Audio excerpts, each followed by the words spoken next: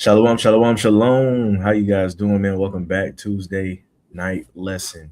Tuesday night lesson. Hope you guys' week is going by decent. If not, man, still early. You can still change the trajectory of your week, Lord willing. So you might want to start praying and fasting. Right? I know we do a group fast every Monday, to kick off the week. And it's not a bad idea for others to do so also, man, just to kind of propel you and kind of direct your path for the week, right? Today's lesson won't be long. Oh my gosh. You put the Let me title. let me, let me change this title, man. This is my That you did second it time on purpose. doing that, man. I This is thought my you, I second thought you time did it doing on purpose. I thought you just didn't want a title. what I want to title this make sure your I thought that was the title, bro. I was like, oh, he must be feeling like getting this over with today. Tuesday lesson, man. I thought it was a title too. Ain't gonna lie. Ain't gonna lie to you. Part one. Hopefully it pop up. Hopefully you guys can see it as soon as I change it. If you're watching on YouTube. So I entitled this "Make Sure Your Surroundings" Part One. Right. This part one is gonna be kind of quick. Part two, because I believe it's my turn. It's on me this time for the Sabbath day. I believe Mm-hmm. part two will be here on the Sabbath or Saturday, right? But make sure your surroundings part one, right? Let me go ahead and salute in, man, giving all honor and glory to the Most High God of Abraham, Isaac, and Jacob. We do so by way of His only begotten Son, who was an instrument of salvation for our nation, the nation of Israel, right? For the majority so-called blacks, Hispanics, and Native Americans, right? Go ahead and play the shofar to usher us in, and we'll get started.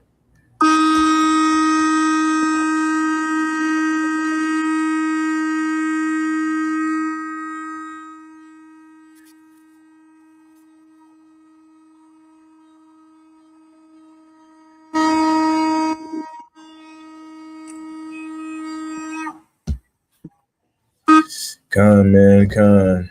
Um, so let's get into it, man. Let me pull my notes up here. I do got a video to show, a short, little, quick video, man. Um, and make sure your surroundings. The key takeaways from this is pretty much how to deal on a day to day basis with those around you, right? How to how can I say it? Make the most out of your environment, things of that nature, right? We're gonna talk a little bit of how it can be negative today, and then we'll talk about the positive on Saturday, right? So let me share my screen really quick.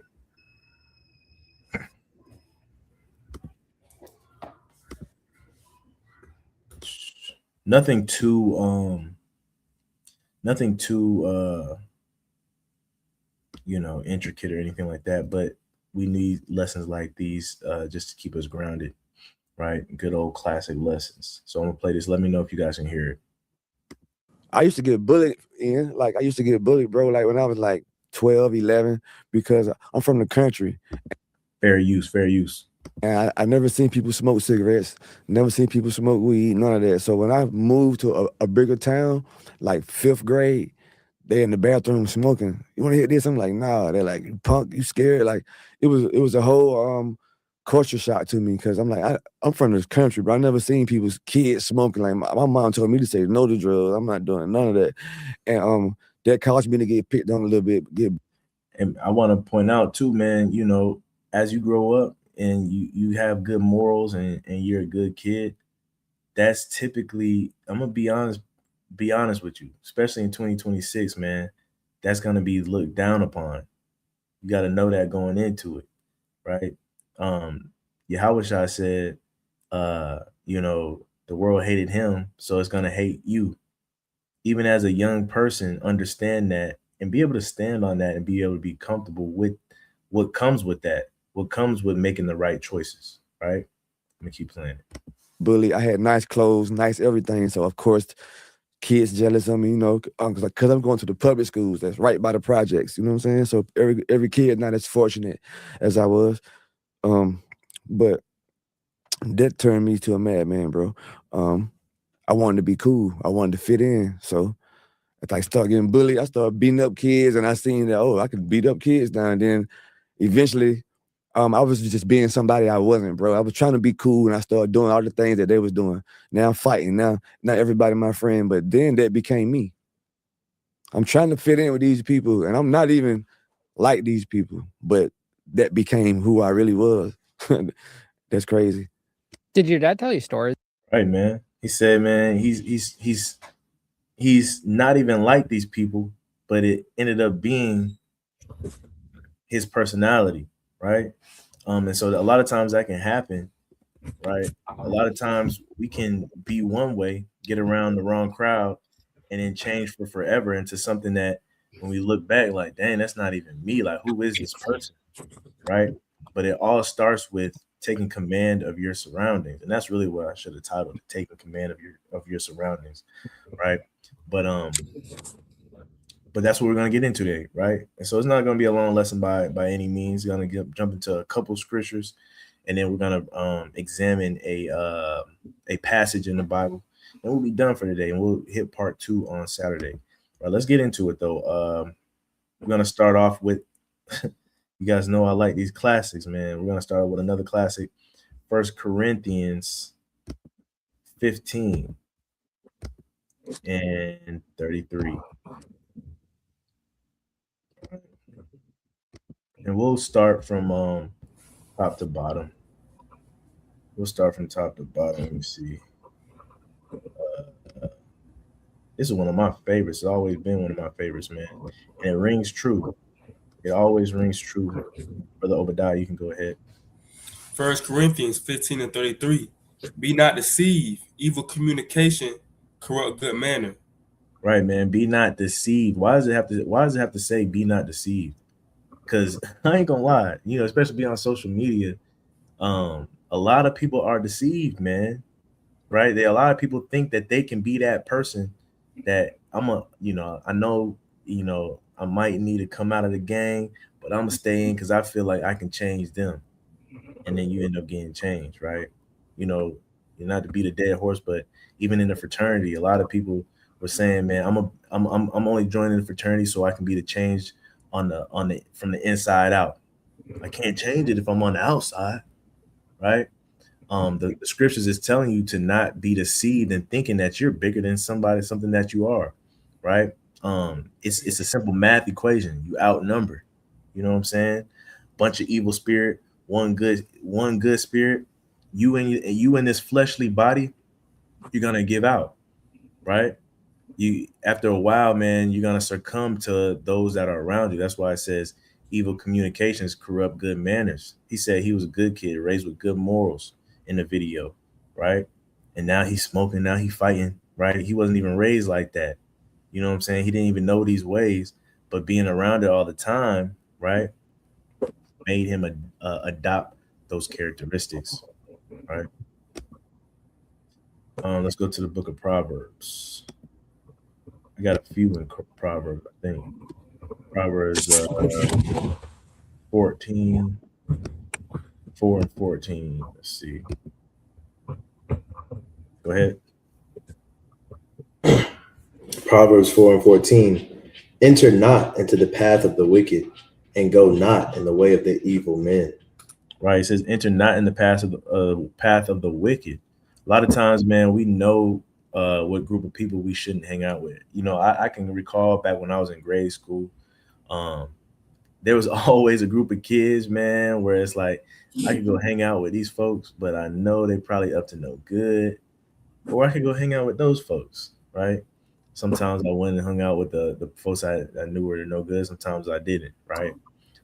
But you always kind of get that inkling, that discernment of the groups that you're going to be around, right? A lot of people do it in the truth too, right? You pick up little subtle differences or subtle observations in the truth, like, you know, on back when people used to do unity camps and stuff like that. You'll see some brothers talking, and you might be in a conversation with some brothers. Next thing you know, it kind of turn left. They start talking about some madness and folly, and you kind of skate on. You know what I'm saying? But that's that discernment that's letting you know, like, hey, this group of people ain't for me. You know. But it says, enter not into the path of the wicked, and go not in the way of evil men. Highlighting in this precept right here, you got to be able to have discernment enough to know which men are wicked, which path is wicked, so you can not partake in it, right? So you got to be kind of tapped in. Verse 15. 15, avoid it, pass not by it, turn from it, and pass away. Right, man. He kind of mentioned, like, he's kind of being a dead horse right here as many times as he's saying it, but he's letting you know, like, don't even play with it, man. Don't even flirt with it. Don't go say what's up. Don't get no head nod, no nothing, right? Just don't even fool with it. Go the other way. So once you get that discernment, don't even try to be like, maybe there's an inkling, or nah, don't even flirt with it, man. Just keep on pushing. Right. Let's go to the book of Exodus. Exodus 23 and verse number 2. This is a classic too. Brother Isaiah. God, it's the book of Exodus, chapter 23, starting at verse number 2. Thou shalt not follow a multitude to do evil, neither shalt thou speak in a cause to decline after many to wrest judgment. Right, man. You shouldn't go following a multitude to do evil, man. You see a bunch of, like the brother was saying, you go into the bathroom, you see a lot of people you see a bunch of kids in there smoking weed and setting up one-on-one fights and stuff like that. You know, you wasn't raised like that, right? If you got to go to the bathroom, do your business and get out. Ain't no business hanging around in there, man. You know what I'm saying? And when you see them doing evil, don't follow them, man. Right? And it says, neither shalt thou speak in a cause to decline after many to wrest judgment, man. You shouldn't even put yourself in a predicament to where you got to speak in this manner, right? You shouldn't even be saying hi to these folks, man. Put your head down and keep it pushing, right? And expect for them to call you some names on the way out the door. It just come with the territory. You know what I'm saying? It just come with the territory, because what we said at the beginning of the lesson, they hated Christ, so they gonna hate you, right? There's a bunch of times Christ wasn't even saying nothing, man, and they still was, throwing verbal stones at him. It's gonna happen to you too if you choose to do the right thing. Just know that, and be prepared on the way into it, right? That way you don't get shocked like the brother in the video. That way you won't get affected by it to alter your emotions and your characteristics, right? Because once you feed into it, they got you. That's all it really is fishing, right? They doing evil. They notice you. They pick you out, right? They don't really know who you are. They throw a stone, or they hey man, you a punk, man. And it's all it is fishing. Back in the day, there's a street teacher, man. I don't want to say his name or anything like that, but he used to be out there, and he used to want people to stop to hear him. You know how we are on the street. Hey, you got a couple words for the Lord, and they say no.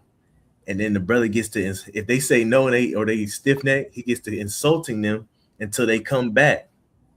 You know what I'm saying? He gets to insulting them until they come back. And it's a form of fishing. It's the same way in the world, man. It's the same way with the evil communications, man. That's all they're trying to do, is to get you to feed into what they're saying. Now you turning around, who? I ain't no punk. Give it here. And now you, right? And before you know it, you in there every single day. And you smoking with them now, and now you one of them, and now you doing something that you wasn't even brought up doing. You know what I'm saying? So you gotta understand these tactics, and you gotta pass them by. Let's go to the book of Proverbs again. Like I said, I got a couple of Proverbs. I got 2 more Proverbs before we get into this passage. We're going to Proverbs chapter 1 and verse number 10. And Salakia too, I want to say, just even elaborating on that Exodus 23 that we just read by the brother Denal said you shouldn't even be in this position that people can influence you to do or say anything that is against the will of the Most High God, right? Like the second part of that verse said, you shouldn't speak in a cause to decline after many to rest judgment, man. You know, a lot of people can peer pressure you into kind of like turning a blind eye to the truth. You know, if somebody, like for instance, you with a group of people, somebody took somebody's wallet, right? And you know, you with that multitude of people, or you around people that, you know, you in that vicinity, you say just in your place, they person come around asking where they wallet, you may know who got it, but you know, just because of the peer pressure, you might speak up and say, shoot, I don't even know who got it. All just because you around 100 people that they told the same lie. Now you lying too. Now this person is getting unjustly done and you're adding unto it just because of the peer pressure, you know? So we got to know to put ourselves in positions like that wouldn't cause us to be in situations where you got to fit in with the masses so that way you don't get hurt. And if being around people if you're around people that would hurt you for telling the truth, you're just around the wrong people. You need to change your environment, right? Now, like the book Galatians 4:16 says, am I therefore become your enemy because I tell you the truth? If people are going to fight you, willing to kill you, you know what I'm saying, willing to hurt you over you doing the honest thing, the just thing, then you need to change your environment and get around the people who wouldn't want to do those things to you for being honest and just. Con, man. You know, even in the truth, man, we have times like this, man, because we get into what some call Hebrew Israelite culture, camp culture, whatever you want to call it. We get into situations where we just going along with the get along, man. It might not even be right. I recall one time, you know, there was a stranger that came up and he looked foreign, but he didn't look like a typical Israelite. And when I say typical Israelite, I'm saying like there's a generalization of Blacks, Hispanics, and Native Americans, right? But he didn't look like a general so-called what we look at Israelite when you look at phenotypes and stuff like that, right? And so the whole point of it is you're not supposed to be worried about phenotype in the first place, right? But at this one particular time, so I think one of the main people at this unity camp said pretty much like, I don't believe you, man. You saying your dad is a so-called black man, but I don't believe you, right? So everybody started treating him like a heathen off of the basis of a man saying that he didn't believe that he was an Israelite, right? And then you had so the man, the stranger, he goes up to you about to leave, but he want to shake everybody's hand. So he going up to one person.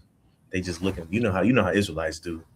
Act like he not even there. Go to the next person, and he look. Damn, get no handshake. And his brother said that he was pretty much a so-called Israelite, right? He got to another brother that I know so dear and well. He reached his hand out, and the brother just kind of said, "I can't do it, bro." And then afterwards, we talked about it, and the brother was like, you know, yeah, man, I don't know why I didn't shake that brother's hand, man. I was just going with the crowd, But it happens in Israelite culture too, right? You got to be the one to stick to your guns, right, and do what's right at all times, right? This is Proverbs 1 and verse 10, Brother Obadiah. Proverbs chapter 1 and verse 10. My son, if sinners entice thee, consent thou not. Right, consent thou not. We just got done talking about this with the last precept, right? One thing I want to point out to you is that sinners will entice you. That's their whole job, man. Satan's job is to tempt you. So the people that are following Satan, their job is to entice you. Understand and know that, man. Be aware. Don't be walking around every day thinking that everybody is, you know, here for your good, right? More than not, people that you encounter, especially strangers, I would err on the side that they're trying to entice you to do something that you shouldn't be doing, right? Even if it's unknowingly, right? You might find a good buddy, man, a work buddy, and next thing you know, he's asking you to do something on the Sabbath, and you know you're not supposed to, but you don't want to bring it up because you don't want to make it a big thing, and so you actually considering going out with him on the Saturday. You know how I get, right? Don't let them entice you because it will happen. You got something to say over that? Yeah, I was gonna say, man, when you brought up work environment, the brothers know I be it's this old white guy I work with. He be bugging out. He'll bug out. But I work with him. I remember one time it was a demon that kept hopping on him. He'll put a dip in his mouth and he'll try to hand me the can. He'll try to hand me the can. I'll be like, no, bro, I don't do that. I don't dip. And then they probably come like when he high, he'll probably come and do the same thing like the next week. He'll put a dip in and try to hand me the dip, man. So it's like I had to start rebuking that because that's how you know, man. It's a spirit, bro. You gotta start looking deeper than a person. It's a spirit that's on that person. He started thinking like, out of everybody out here, why he want to hand it to me? Out of everybody, out of all the people on the job, why would you try to give it to me, bro? You Right. know I don't do that. You know I don't do that stuff. And you know the crazy part is, man, Satan, man, he just trying anything, man. You know, Anything, bro. he's trying anything. You know for a fact you would never do nothing like that, but Satan still try it, man. He'll still try to put it in your hand just to see what you would do. Right. Some people fold though. You know what I'm saying? I'm like, Yeah. let me see what to talk about. Right. They might, you know, and next thing you know, they're addicted to it forever. You know, Satan anything. I had somebody do that to me at work one time too. You know, dude, I'm real cool with. When I used to work at my old job, I still talk to him to this day. Every time I see him, man, you know, we kind of treat each other like family. So he a real cool dude, man. You know, but he be vaping a lot. And I remember one day, man, I'm at the central receiving place. I'm trying to get my water boots because we had to go into a pond that day and weed eat a pond. So fast forward, man, long story short, he was vaping. He was standing right there vaping. And then he said, get you a hit of this. And I said, nah, man, you know, that ain't even my thing, bro. He was like, man, go on. He said, man, go ahead, dog. You know, you might like it. It's strawberry flavor. And I was like, nah. I said, nah, I'm good, bro. That's on you. He's like, shoot, all right, then. You know, but that's just moral of the story, man. You know, I know we grown, so it ain't like who patted me on the back for doing what I'm supposed to do as a man, which is, you know, not to give in to, you know, the temptations and lustful desires of everyone else. Man, you know, a lot of times too, a lot of people get hooked on stuff and be addicted to stuff, and they just want somebody to be hooked and addicted on it with them, man. So they don't feel like, you know, they the only one going outside. You know what I'm saying? He don't want to feel like he the only one puffing on vape out there. He wants, what they say, misery loves company, man. Right? Yeah, also, sinners love company too. Also, too, what they say, Satan or the adversary comes as an angel of light, right? A lot of times when they do that, where they hand you the dip can, where they hand you the bag of pork rinds while they eating, while they hand you, pass you the vape, a lot of times they try to disguise it as just them being polite. Like, I'm not gonna do this and then not offer you none. So here you go. I'm not gonna eat this and then not offer you some. So here you go. I'm not gonna hit this and not let you hit in front of your face. So here you go. So they disguise it as being polite. And they almost try to make you feel bad for saying no because they went out their way to be polite and ask you if you want it, right? So, you know, the adversary comes as an angel of light, man, and you got to be able to stand that temptation. And it may sound easy as we're talking about it, but there's a lot of brothers and sisters that fold just because they want to be liked or they want to fit in or they don't want to offend somebody. Yes, I'm gonna say Obadiah. Yeah, I was gonna say too. It was just another example of another white dude I worked with, right?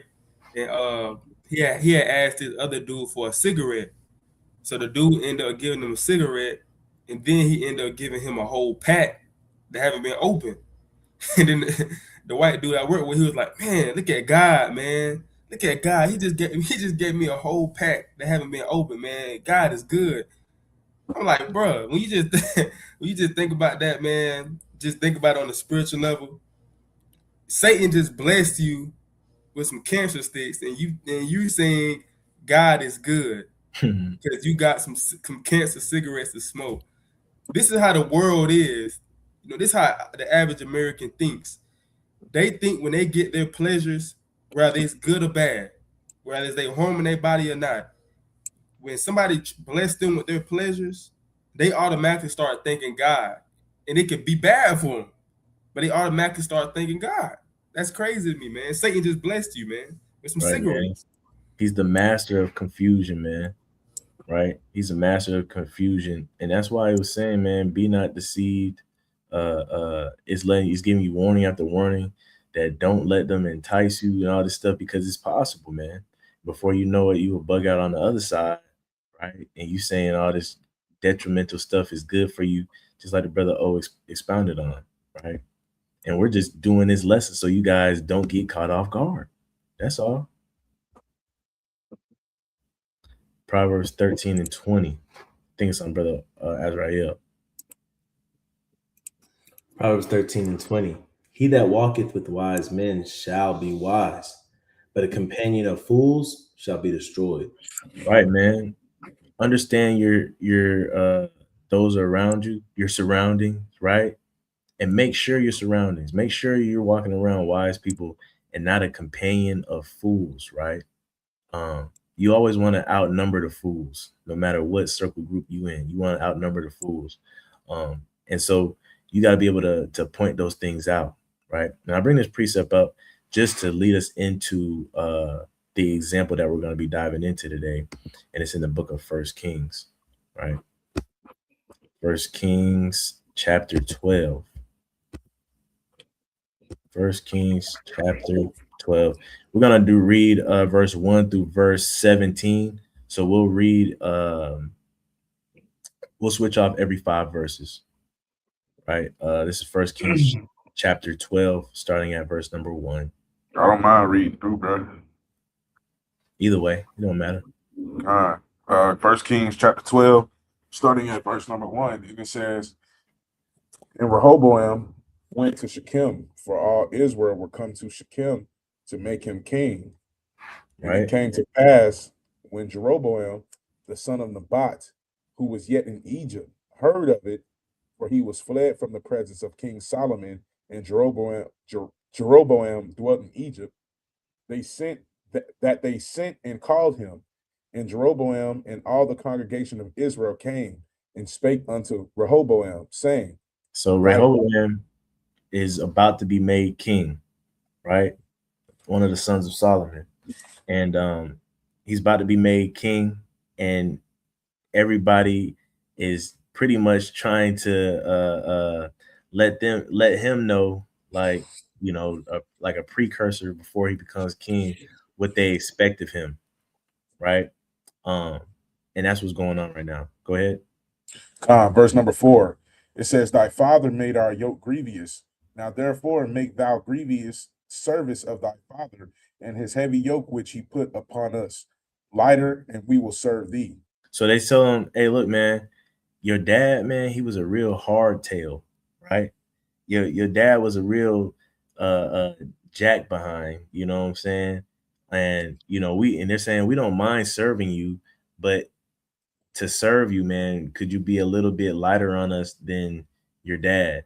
Because it was grievous to serve underneath your dad. It's kind of a fresh breath of fresh air right now because he's no more.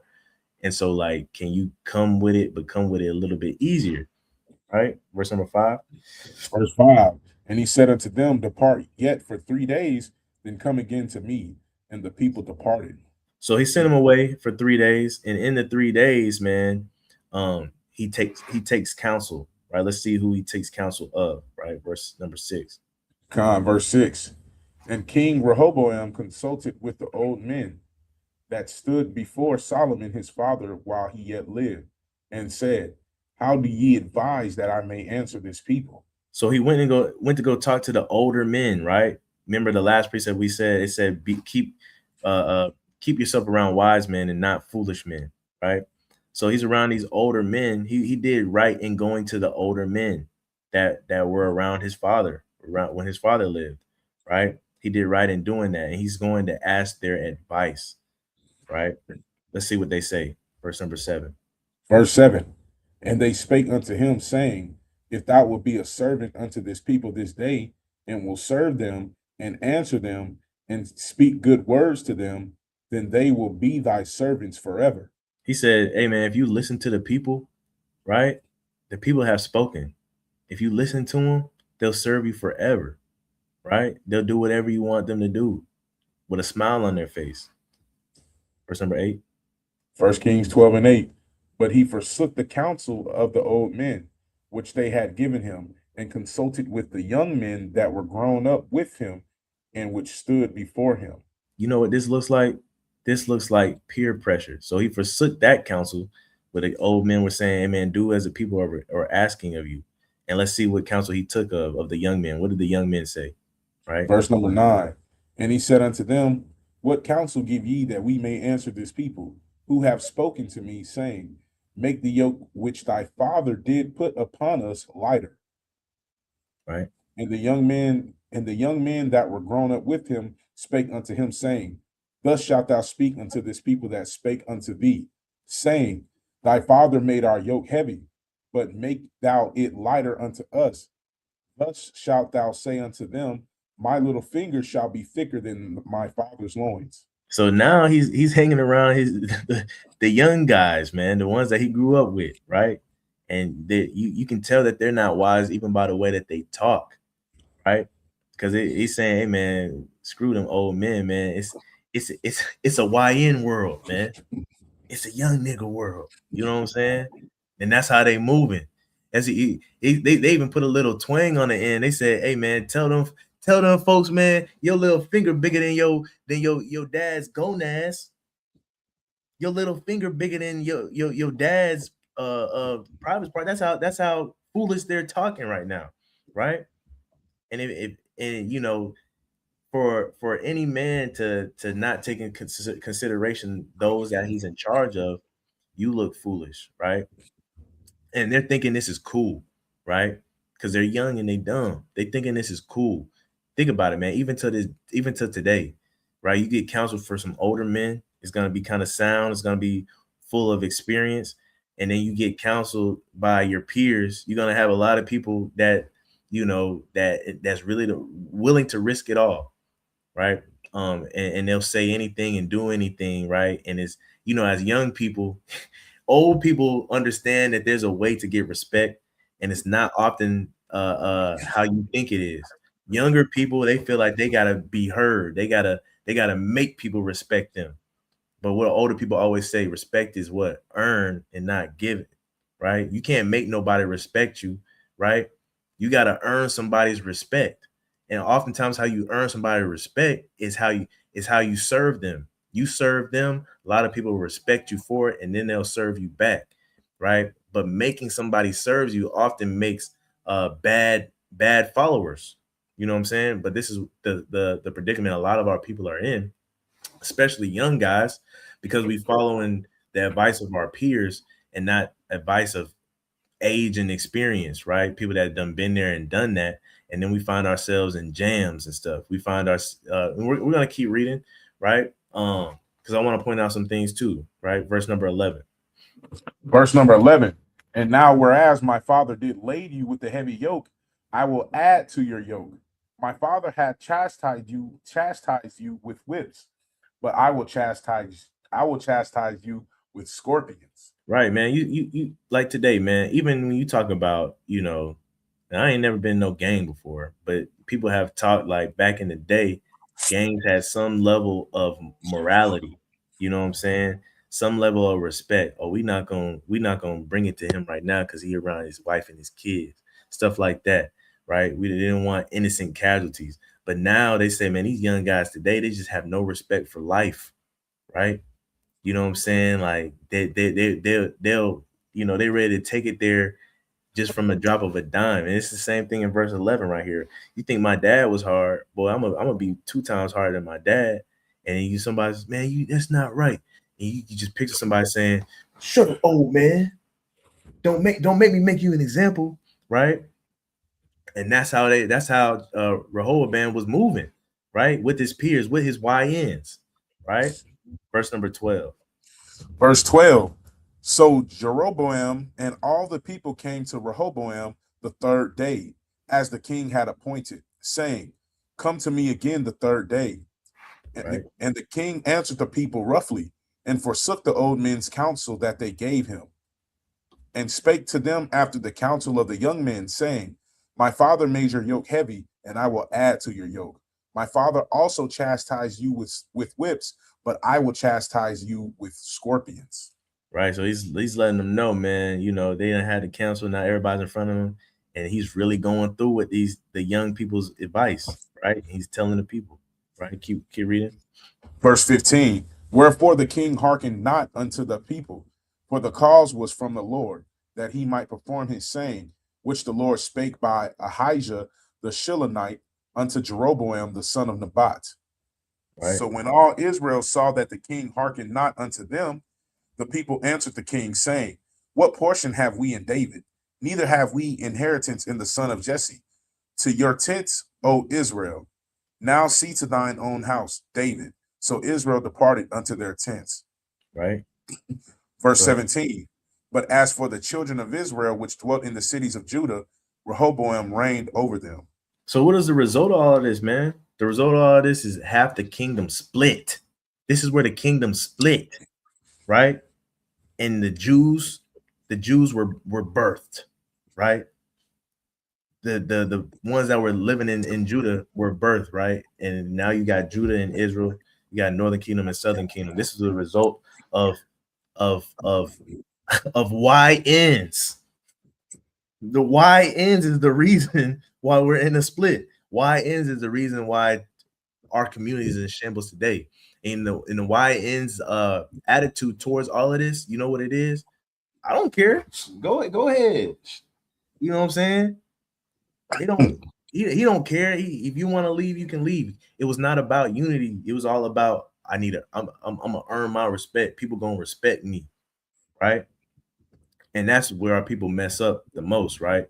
It says in verse 16 right here, when the people reacting to him, they're like, hey, look, man, hey, you know, what are we gonna do with this guy, man? I'm not signing up to serve this man, right? I'm not going through what we just went through with his dad, but 10 times worse. You think you must be crazy, right? In my head, you know what I'm picturing? I'm picturing Alonzo in the middle of the street, right? And the hood done turned on him, right? In training day, right? The hood done turned on him. He's looking around and he's hey, get this guy, man. And he looking around. I forgot what he said. Hey man, I got You got cases on all you. No, before he said that, he was saying, man, if you pretty much if you stop Drake, if you kill Jake, I got something for you. I got a payout for you or something like that. And nobody moved. He said, oh, that's how y'all gonna do me? I'm gonna put cases on all you. You know what I'm saying? And that's how, and just how Denzel was acting, Alonzo was acting in that moment. That's how Rehoboam was acting, right? He thought he was gonna put cases on all of the Northern Kingdom, man. And they left him. What happened to Alonzo, right? They didn't jump Alonzo or nothing. They just shook their head at Alonzo and everybody went back home, right? You know what I'm saying? And that's the same thing they did to Rehoboam. And that's what happens, man, when you get around the wrong crowd, when you listen to the wrong people, and your peers take over you, and now you're making decisions that you shouldn't be making. Think about it. Alonzo wasn't always corrupt. You know what I'm saying? At one point in time, he came into the force and he probably was a goody two shoes, and he got around some corrupt cops, right? And what did those corrupt cops do? They corrupted his good manners, man, just like the scriptures say, right? So, and so you got a choice to make when it comes to your surroundings, man. You got a choice to make. You got to make the right ones and take the advice from the Bible, man. The advice from the Bible tells you to listen to sound advice, to listen to wise men. And oftentimes, man, I hate to say it, especially for us young folks, a lot of times wisdom really doesn't come from our peers. Sometimes, a lot of times, you know, in the truth, man, there's a lot of young wise brothers. You know what I'm saying? There's a lot of young wise brothers in the truth, right? All praise the Most High.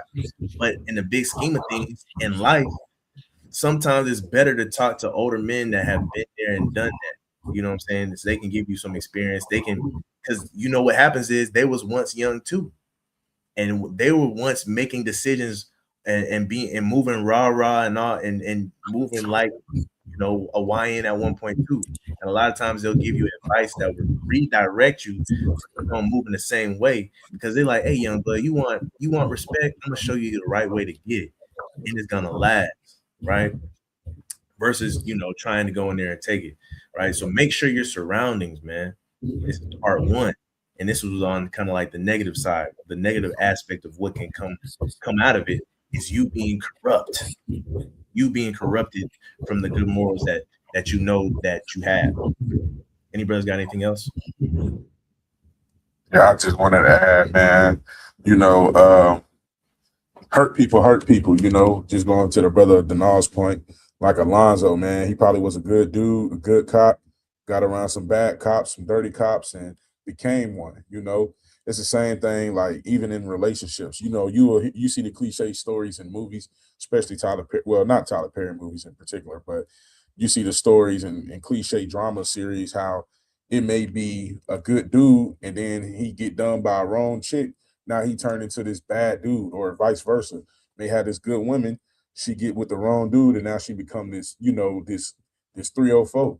So roughly paraphrasing, saying, man, don't allow the actions of others, don't allow the opinions of others, don't allow the pressure of others pressure you into doing the wrong thing. Stay on the straight and narrow, because again, it costs to be the boss. If you want to be somebody that is a ruler of thousands, you know what I'm saying? You got to first learn how to rule yourself. And the best way to rule yourself is to never give in to what anybody says if it's unjust. If it's wise counsel like the aged men were given, take it. But if it's vain counsel, foolish counsel like those young brothers gave, then don't listen to that, because at the end of the day, our job here is to literally make, I guess you could say, fishers of men. And the best way to fish is to get the fish, get the fish with a good bait. But you ain't finna sit up here and get nobody on your side and you giving fish Tic Tacs and they don't like really biting on that. That's just an example, but Yeah. Mighty lesson.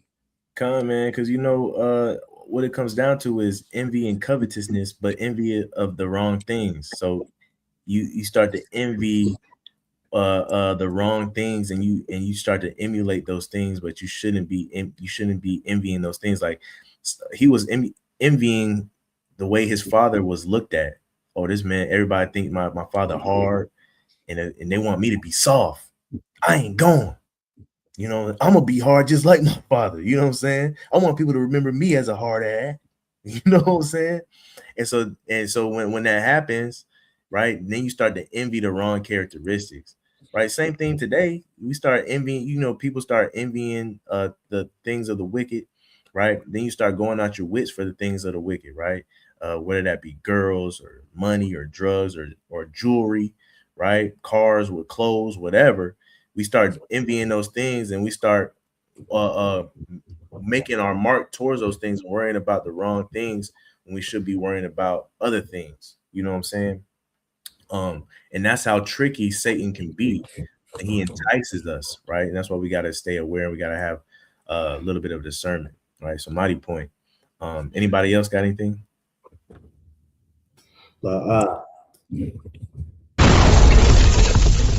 That'll do it, man. Giving all honor and glory to the Most High God of Abraham, Isaac, and Jacob. We do so by way of his only begotten son, who was an instrument of salvation for the nation, right? And we say shalom, shalom, and shalom. Remember, he also said, same man that also said, if you're not gathering, you're helping this, you scattering by default, right? So gather together, O nation, not desire, man, because we're the only ones that we can. And we got to stop the YN mentality, man.